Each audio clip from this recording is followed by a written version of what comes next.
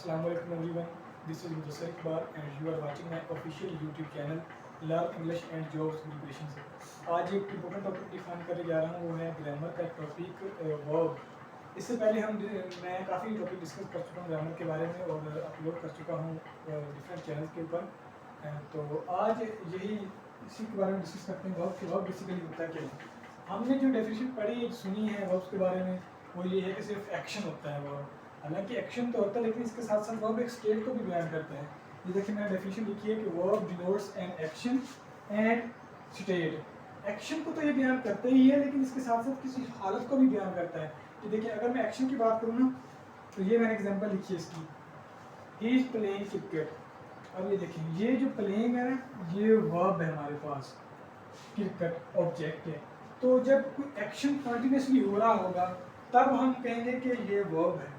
लेकिन जब कोई हालत एक रुकी हुई होगी तो उसके साथ एक हेल्पिंग वर्ब लगा दीजिएगा तो वो एक स्टेट को जाहिर करेगा। ये देखिए शी इज़ हैप्पी, अब वो खुश है।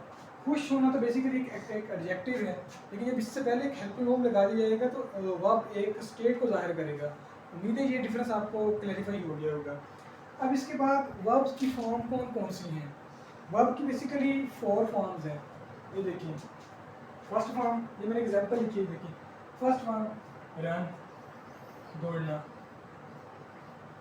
अच्छा तो इसकी जो सेकंड फॉर्म होगी रन रेन, थर्ड फॉर्म फिर रन और फोर्थ फॉर्म जिसे हम आईएनजी फॉर्म कहते हैं, इसे प्रेजेंट पार्टिसिपल वाली फॉर्म भी कहते हैं। प्रेजेंट पार्टिसिपल वाली फॉर्म इसे कहते हैं ING form of the verb. ये fourth form of the verb. तो ये इसकी फॉर्म होगी। तो तीसरा हम इसकी टाइप्स के बारे में डिस्कस करते हैं कि इसकी टाइप्स कौन कौन सी हैं। वर्ब की वैसे तो बेशुमार टाइप्स हैं लेकिन जो मेन है जो एग्ज़ाम के अंदर पूछी जाती है तो वो मैं आपको डिफाइन करने जा रहा हूँ। पहला है हेल्पिंग वर्ब। हेल्पिंग वर्ब, अच्छा अमदादी फेल। बेसिकली नाम से ये देखिए जाहिर है हेल्पिंग वर्ब।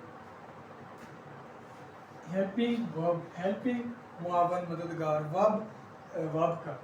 तो ऐसे वर्ब होते हैं जो किसी भी मेन वर्ब के ना हेल्पिंग होते हैं, हेल्प आउट करते हैं तो उसके मुआवन साबित होते हैं। ये देखिए कौन कौन से हैं जी। इज, एम, आर, ये हमारे पास जो है या जो भी जितने हैं, विल, शेल, ईटीसी, ये हमारे पास है हेल्पिंग वर्ब। अब ये देखें दे आर, एग्जाम्पल मैं लिख रहा हूँ, एग्जाम्पल लिखिए, ये नोट कीजिए। They are playing cricket. अब ये देखिए दे सब्जेक्ट हो गए, ये हमारे पास हेल्पिंग वर्ब है एच वी। तो ये हमारे पास मेन वर्ब है। अब ये देखें ये हेल्पिंग वर्ब है, ये मेन वर्ब की को हेल्प आउट कर रहा है। तो बेसिकली इनका जो मेन फंक्शन होता है ना ये मेन वर्ब को हेल्प आउट करते हैं और ये बताते हैं कि जो टेंस है वो किस कैटेगरी का है, किस ज़माने का है। जैसा कि ये पास्ट का है, फ्यूचर का है, ये आया कि ये प्रेजेंट का है। इसलिए ये मेन वर्ब को हेल्प आउट करके रीडर के लिए आसानी क्रिएट करते हैं। तो ये हो गया हेल्पिंग वर्ब हमारे पास। अब दूसरा है जी, दूसरा है हमारे पास एक और वर्ब जिसे कहते हैं ट्रांजिटिव वर्ब।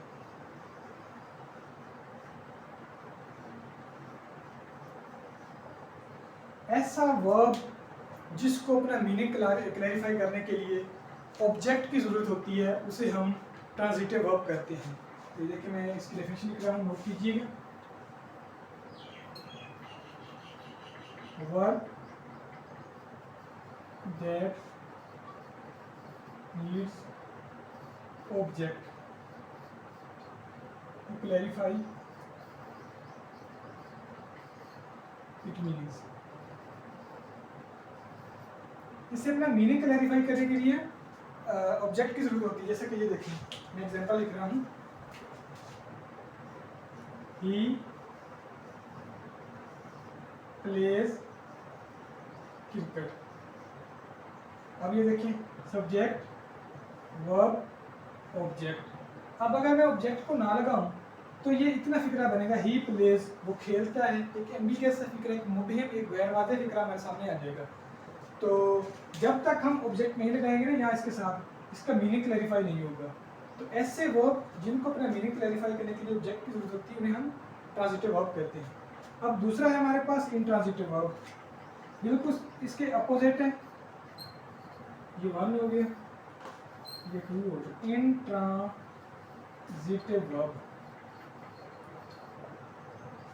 अच्छा अपोजिट है verb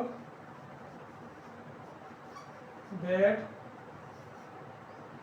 does not need any object। अब इसको कोई किसी भी ऑब्जेक्ट की जरूरत नहीं होती अपने मीनिंग क्लैरिफाई करने का। ये देखिए अब जैसा कि he runs, वो दौड़ता है, उसके बाद he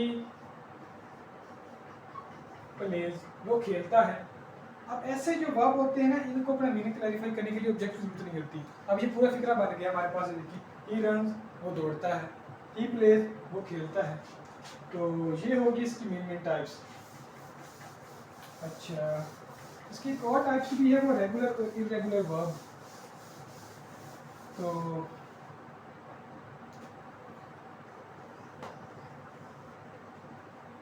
रेगुलर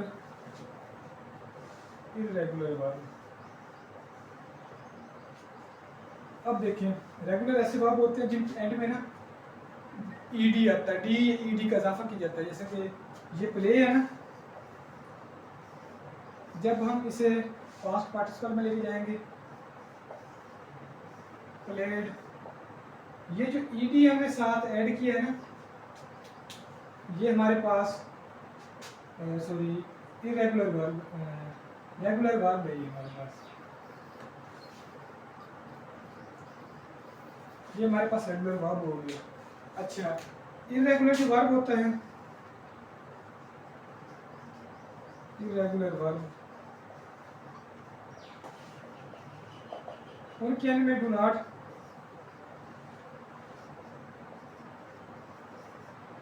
डी और ईडी, ये देखें इसे प्ले, बस ये चीज़ें हैं। उम्मीद है ये वीडियो लेक्चर आपको पसंद आया होगा। मैं इसकी टाइप और एलाबोरेट कर दूँगा आपके साथ कभी किसी और वीडियो लेक्चर में। तो इसके अलावा अगर आप मुझसे ग्रामर के बारे में और इंफॉर्मेशन लेना चाहते हैं तो नंबर आपकी स्क्रीन पर मौजूद है, आप मुझसे व्हाट्सएप पर कॉन्टैक्ट कर सकते हैं, आप मुझे कमेंट सेक्शन में पूछ सकते हैं क्वेश्चन। और अगर आपको नोट्स चाहिए हो ग्रामर के बारे में, इंग्लिश लिटरेचर के बारे में, या इवन कम्पिटिटिव एग्जाम के बारे में, पीपीएससी के बारे में, तो आप मेरे व्हाट्सएप नंबर पर कॉन्टैक्ट करके मुझसे फ्री ऑफ कॉस्ट नोट ले सकते हैं। Thank you so much. Channel को सब्सक्राइब करें। अल्लाह हाफिज़।